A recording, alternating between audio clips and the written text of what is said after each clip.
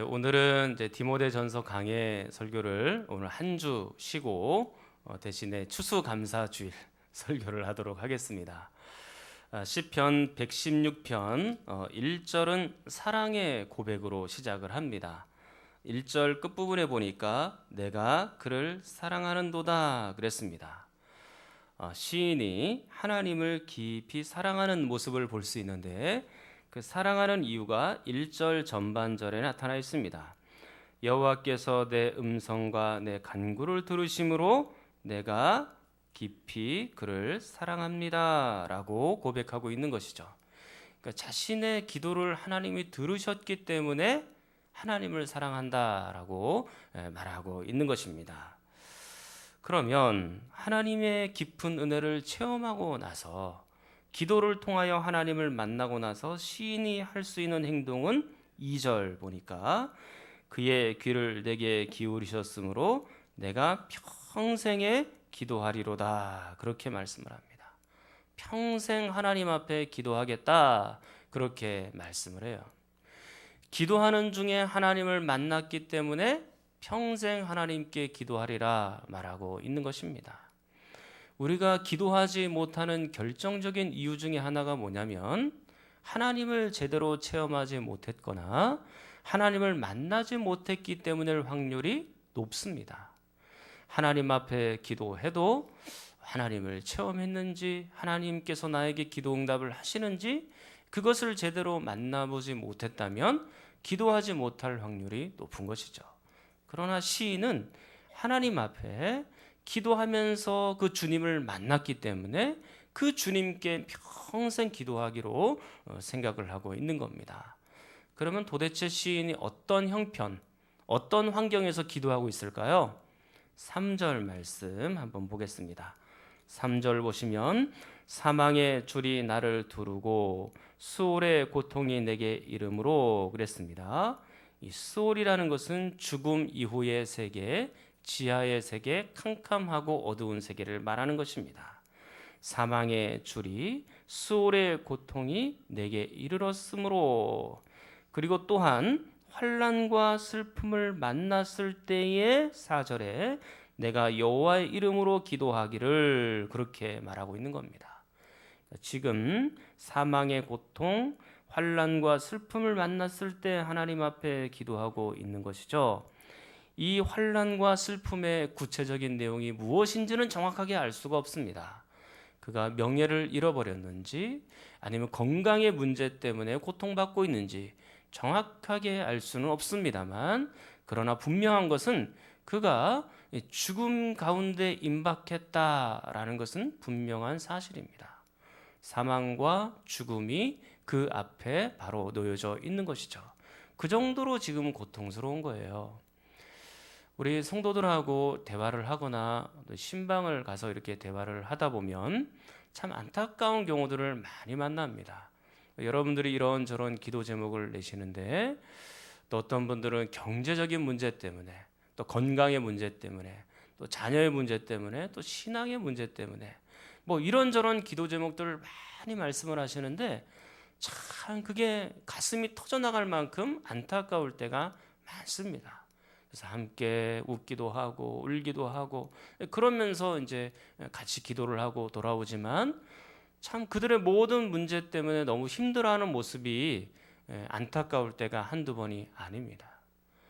그런 분들에게 오늘 이 시인과 같은 고백을 꼭 해드리고 싶습니다. 7절 말씀 보십시오. 내 영혼아 내 평안함으로 돌아갈지어다. 내 영혼아 내 평안함으로 돌아갈지어다. 내 영혼아 내 평안함으로 돌아갈지어다. 여러분들의 인생이 영원히 평안함으로 돌아갈 수 있기를 축원합니다. 여러분들의 모든 삶이 평안함으로 샬롬으로 바뀌어질 수 있기를 간절히 축원합니다. 지금 이 시인은 영혼 밖에서 몸 밖에서 사망과 고통과 환난과 슬픔이 임했음에도 불구하고 영혼의 문제를 거론하고 있는 거예요. 그의 영혼의 문제. 만약에 영혼 가운데 진정한 평안이 있다면 우리의 모든 환경을 이길 수 있는 힘이 생길 줄 믿습니다. 우리의 영혼에 샬롬이 임하면 우리의 밖의 환경을 지배하면서 사는 사람이에요. 아무리 밖에 사망이 또 수월이 그리고 환난과 슬픔이 진치고 있다 할지라도 우리의 영혼이 평안하면 이미 그분은 승리한 분인 것입니다. 모든 환경을 이기고 승리하여 하나님께로 달려갈 수 있는 분인 것이죠. 그렇기 때문에 그 영혼이 평안함으로 돌아갈지어다 말하고 있는 거예요. 환경아 바뀌어라, 환경아 평안해져라, 그렇게 하지 않았습니다. 영혼아 평안으로 돌아갈지어다, 그렇게 지금 말하고 있는 것이죠. 영혼의 중요성에 대해서 다시 한번 우리에게 강조하고 있는 말씀인 겁니다. 물론 이 시인이 영혼이 평안해진 이유는 분명히 있을 것 같아요. 6절, 8절, 그 7절 앞뒤 문맥을 보면 아마도 시인의 문제가 해결이 된 것처럼 보입니다. 그런데 그 시인의 문제 해결, 그리고 그 영혼이 평안으로 돌아갔던 그 원동력은 뭐냐? 어디서부터 그 평안이 시작이 되냐? 7절을 잘 보시면 내 영혼아 내 평안함으로 돌아갈지어다 여호와께서 너를 후대하심이로다, 그렇게 말씀을 합니다. 그 영혼의 평안함은 누가 주신 겁니까? 여호와 하나님께서 주신 거예요. 하늘 평안인 거예요. 하나님께서 그에게 평안함을 주셨기 때문에 가능한 것입니다. 이 평안은 하나님께로부터 온 것이고 하나님 앞에 기도했더니 이 모든 슬픔과 모든 환난 가운데서 나를 건져주셨고 나를 평안케 하신 분이 바로 하나님이시다, 그렇게 고백하고 있는 것입니다. 평화 평화로다 하늘 위에서 내려오네 그 사랑의 물결이 영원토록 내 영혼을 덮으소서. 할렐루야. 우리의 평안은 하늘로부터 임하는 거예요. 우리의 영혼을 하나님이 깊이 만져주셨기 때문에 평안이 우리에게 오는 거예요.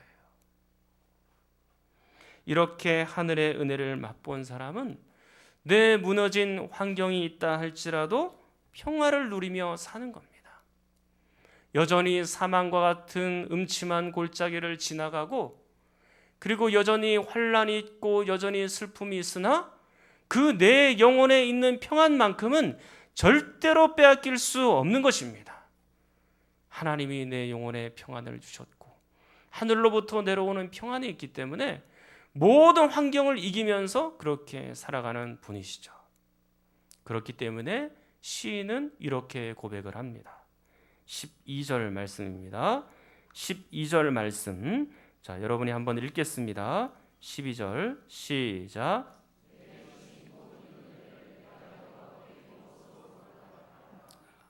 너무나 유명한 말씀이죠. 내게 주신 하나님의 은혜를 무엇으로 과연 보답할까? 내 영혼에 평안을 주시고 모든 문제를 해결해 주신 그 하나님, 어떻게 내가 주님의 은혜를 보답할 수 있겠습니까? 그런 간절한 열망 속에서 타져나오는 이 시인의 탄성인 것입니다. 시인은 두 가지 하나님 앞에 보답할 길이 있다라고 생각하는 것 같습니다. 첫 번째 보답은 바로 예배입니다. 자, 13절 말씀 한번 보십시오. 13절, 내가 구원의 잔을 들고 여호와의 이름을 부르며, 그랬습니다. 여기 지금 구원의 잔이 나오지 않습니까? 총신대학원의 김정호 교수님이라고 계십니다. 그 김정호 교수님은 이 구원의 잔을 제주라고 표현했습니다. 이 제주라는 것은 뭐냐면 제사 드릴 때 사용하는 포도주를 얘기하는 것입니다. 출애굽기 29장 40절이나 민수기 15장 5절 말씀을 나중에 찾아보시면 제물이 있고 그 제물 위에 포도주를 붓는 의식이 있습니다. 그 포도주를 바로 제주라고 얘기하는데 그 구원의 잔에 그 제주, 포도주가 가득 담겨 있고 그 포도주를 제물 위에 뿌리는 것이죠. 그러면 이것은 바로 예배를 표현하고 있는 것입니다. 또 이것을 뒷받침하고 있는 것이 이것이 바로 예배다, 제사다라는 것을 뒷받침하는 것이 17절 말씀입니다. 17절에 보면 내가 주께 감사제를 드리고 그렇게 표현하고 있지 않습니까? 지금 14절이나 17절이나 문장 구성이 똑같습니다.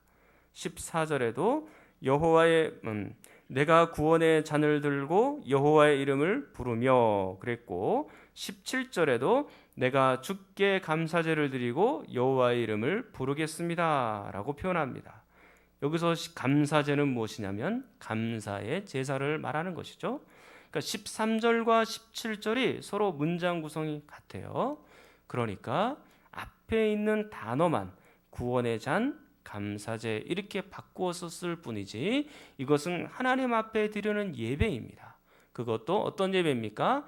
감사의 예배로 하나님 앞에 드리고 싶다라고 말하는 것이죠. 그리고 계속해서 14절을 한번 보겠습니다. 여호와의 모든 백성 앞에서 나는 나의 소원을 여호와께 갚으리로다.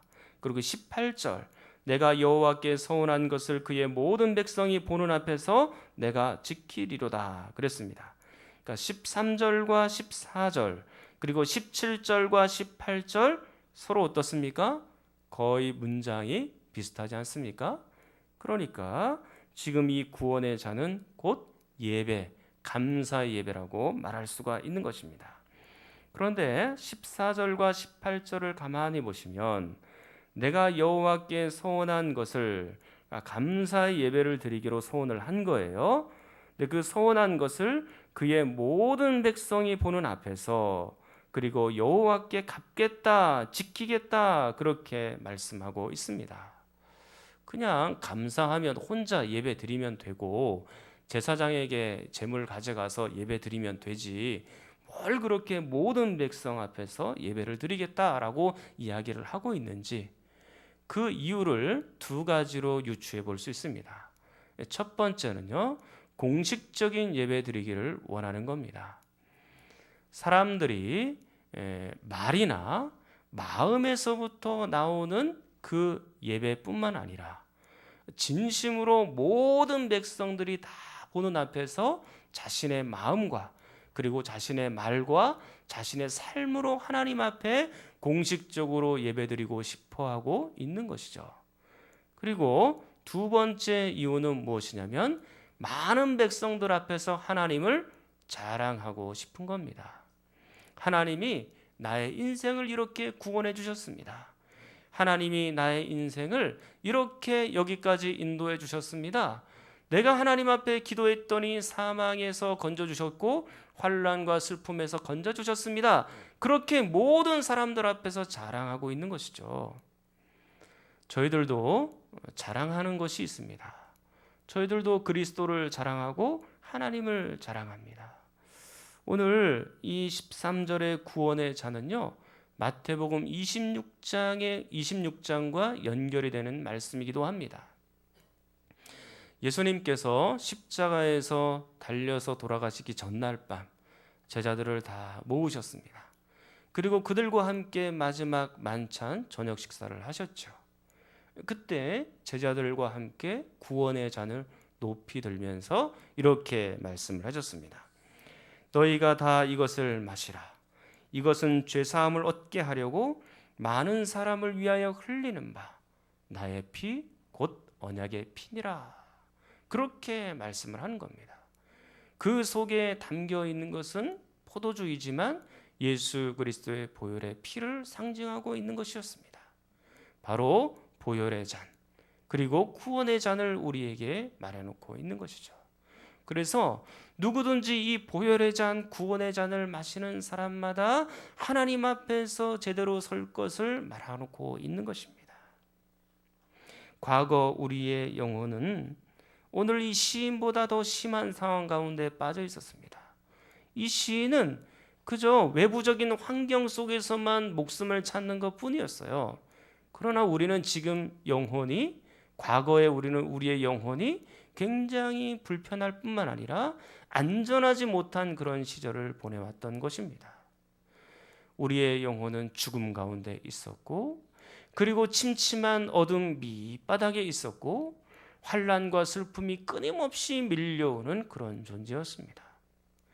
우리의 영혼이 이렇게 비참한 줄도 모르고 그렇게 하하호호 웃으며 살아왔던 인생이었습니다. 그러나 내가 예수 그리스도의 구원의 잔, 보혈의 잔을 마시는 그 순간부터 이제 나는 완전히 달라진 사람이 된 거죠. 이제 나는 이제까지 내가 잘못 살아왔구나. 이제까지 내가 하나님의 말씀에 순종하지 못했었구나. 그걸 깊이 인식하면서 구원의 기쁨, 그리고 영혼의 안식, 샬롬, 이것을 누리면서 살아가는 존재로 변화가 된 겁니다.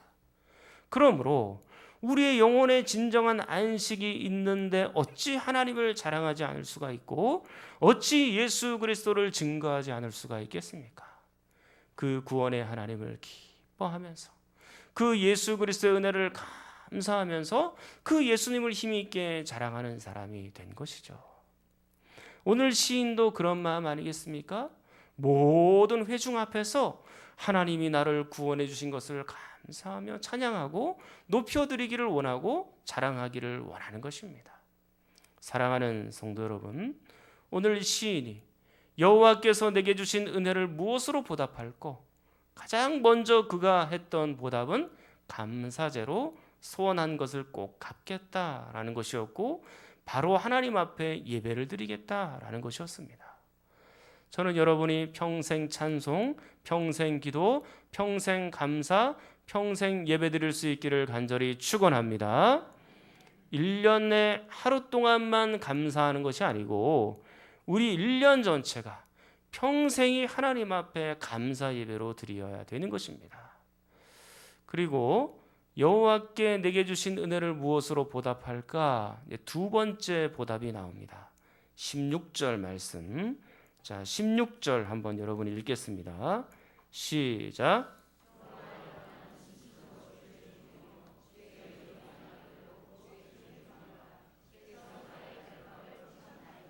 아멘. 두 번째는 바로 주의 종이 되기를 자처하고 있다라는 것입니다. 시인은 구원의 잔을 마시기 전까지는 죽음의 종이었고 수월의 종이었습니다. 그러나 하나님께서 이 결박을 풀어주셨고 시인은 하나님의 종으로 살기를 간절하게 다짐하고 결심하고 있는 것이죠. 방금 우리가 말씀을 들었습니다만 우리의 영혼은 굉장히 피폐해져 있었고 오늘 이 시인보다 영혼이 망가져 있는 거니까 그거는 아예 가망성이 없었던 사람이었거든요. 그럼에도 불구하고 전혀 소망과 가망이 없었던 사람을 건져주셔서 그 영혼과 육체가 완전히 새롭게 되었으므로 그 하나님 앞에 감사 찬송하며 주님의 종으로 헌신하며 살기를 우리가 다짐해야 되는 것입니다. 사도 바울 같은 경우에는 신약 성경에 13권을 쓰신 분입니다.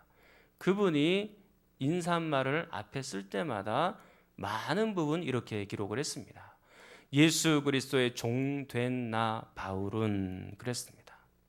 자신은 예수 그리스도의 종이라는 거예요. 자신은 그리스도의 노예로 사는 것이 너무나 자랑스럽다고 그렇게 말하고 있는 것입니다. 내가 하나님의 종으로 사는 것, 그리고 하나님의 노예로 사는 것, 그리스도의 노예로 사는 것, 그것은 너무나 자랑스럽고 기쁜 일이라고 이야기를 하는 거예요. 저는 여러분들이 하나님의 종으로 사는 것을 기뻐하며 감사하며 자랑하며 살 수 있기를 축원합니다. 이 종은요, 자기 의지대로 살지 않아요. 주인의 입만 바라봅니다. 주인이 어떤 말씀을 하실까, 어떤 명령을 하실까, 그리고 주인의 손짓을 바라봅니다. 주인이 어느 곳으로 손짓하는지. 그렇기 때문에 이 종은 주인의 입에서 나오는 말씀대로 주인이 손짓하면 그곳으로 가는 거예요. 부르면 오고 저리로 가라 그러면 저리로 가고 주인이 원하시는 그 말씀과 손짓대로 살아가는 사람이 바로 주의 종들입니다. 내가 펄펄 살아가지고 내 마음대로 내 뜻대로 내 생각대로 막 움직이는 분들이 아니고 오직 하나님의 뜻대로 하나님의 말씀대로 살아가는 사람들이 바로 주의 종이라고 말할 수 있는 것입니다. 교회 안에서도 여러분 각자 인생에서도 여러분의 주인이 되지 마십시오. 여러분의 주인은, 그리고 우리 교회 주인은 오직 그리스도뿐인 줄 믿습니다. 그리스도께서 주인 되셔야 되는 거예요. 여러분이 주체적으로 살아가는 것이 아니고 그리스도께서 주체가 되어서 살아가실 수 있도록 우리의 빈자리를 내어드려야 되는 겁니다. 우리의 왕좌에서 여러분 스스로 내려오셔서 그곳에 그리스도를 앉혀야 되는 것입니다. 그것이 바로 구원받은 사람, 그리고 보혈의 잔을 마신 사람의 진정한 모습인 것이죠. 여수에 가면 손양원 목사님 기념관이 있습니다. 그 손양원 목사님 기념관에 가면 여러 가지 이제 유품들이 정리가 되어 있고요. 또 그분들의 이제 다큐멘터리, 그것을 이렇게 쭉 기록을 해놓은 그 영상도 보실 수가 있습니다. 그 유품 중에는 뭐 풍금도 있고, 또 아니면은 그분이 평소에 쓰셨던 책상, 걸상도 있고, 그분이 입으셨던 옷도 이렇게 전시가 되어 있습니다. 그분이 또 쓰셨던 성경도 있는데 그 성경 앞에 제가 이렇게 섰습니다. 근데 거기에 문구가 이렇게 되어 있어요. 그 성경 제일 첫 장에 어떤 말씀이 적혀 있었냐면 오늘 이 12절 말씀이 적혀 있는 겁니다. 여호와께서 내게 주신 은혜를 무엇으로 보답할꼬. 그게 적혀 있는 겁니다. 제가 그 자리에서 한참 서 있었습니다. 그리고 그 말씀을 묵상을 하면서 가슴이 뜨거워지는데 그 손양원 목사님의 일생이 생각이 나서 참 마음이 안타까워지고 감사하기도 하고 부끄럽기도 하고 그 앞에서 서 있었습니다. 그분은 평생 하나님께서 당신에게 주신 은혜를 보답하며 정말로 그렇게 사신 분이구나, 그런 생각을 많이 했습니다. 그분은 애양원이라는 곳이 예전에는 나병 환자촌이었습니다. 그래서 여수에 애양원 교회가 아직도 있기는 하지만 그곳에 나병 환자들을 수용을 해놓고 있었는데 이 손양원 목사님이 그 나병 환자 그쪽으로 이제 부임을 하시면서 이 나병 환자를 돌보시는데 그 나병 환자의 고름을 그 입으로 그걸 다 받아내셨대요. 그래서 이 나병 환자가 그 다큐멘터리로 증언하기를 목사님 그렇게 하시다가 저희들과 똑같은 병에 걸리면 어떡해요? 막 그렇게 걱정할 정도로 자신의 몸을 돌보지 않고 사랑을 베푸셨던 것입니다. 그리고 그분이 일제 강점기 시절에는요 신사참배를 거부했던 분입니다.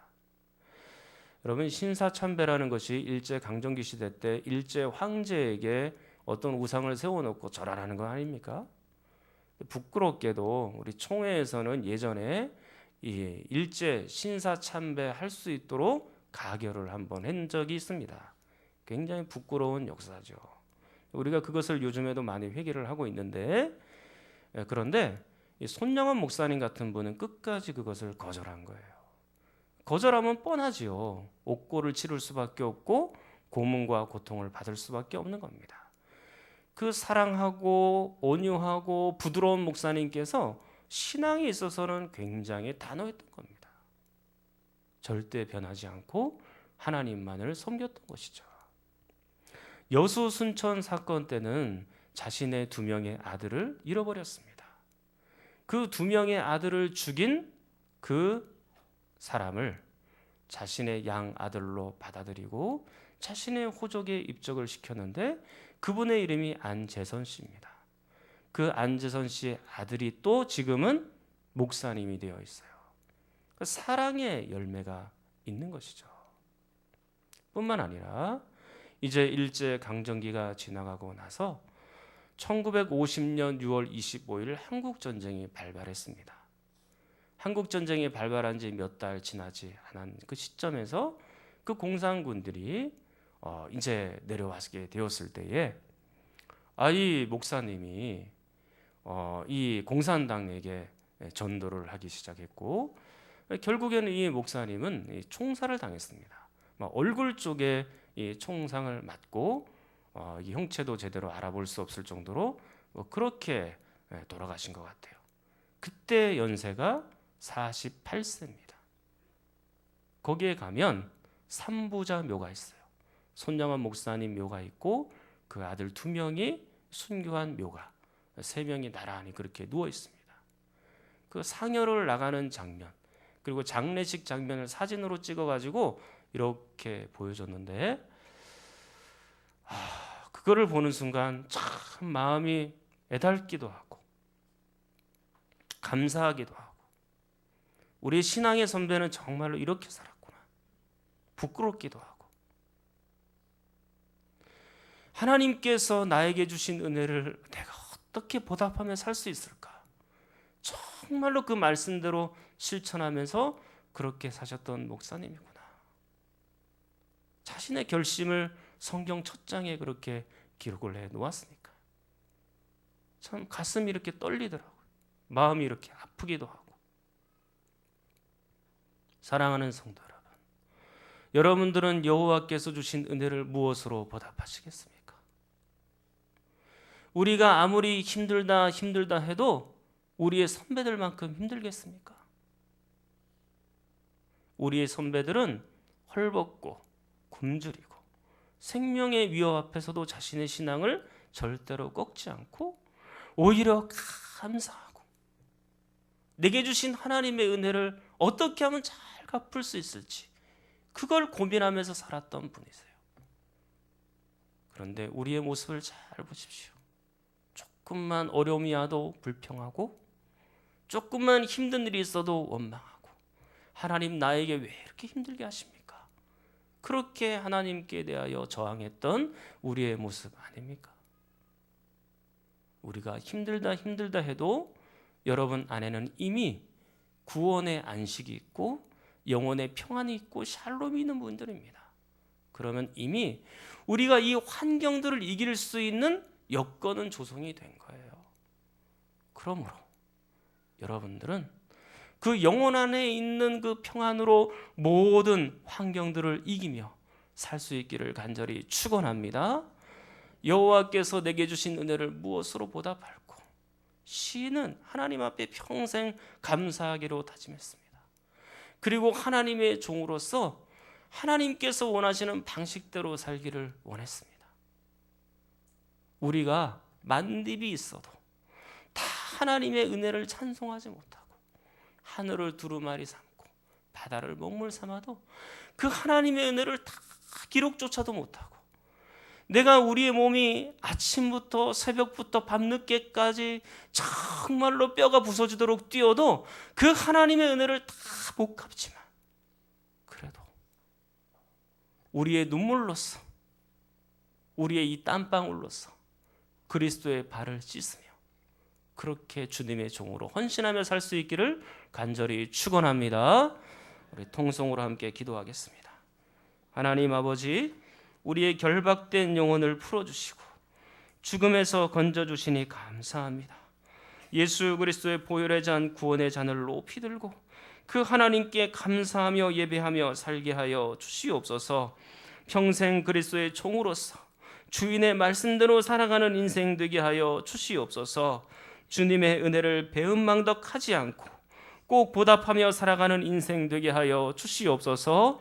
우리 주여 한번 부르짖고 기도하겠습니다. 주여